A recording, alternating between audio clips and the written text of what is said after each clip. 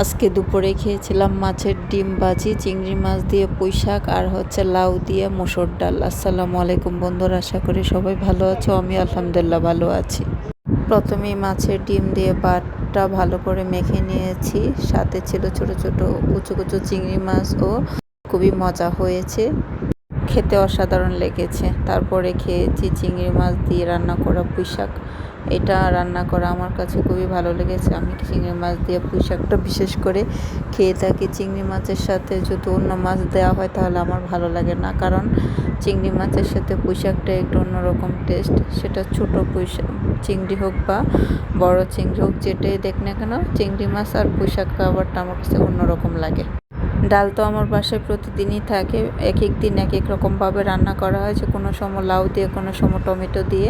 তোমরা কে কেমনভাবে খেতে পছন্দ করো আমাকে কমেন্ট বক্সে জানাতে পারো।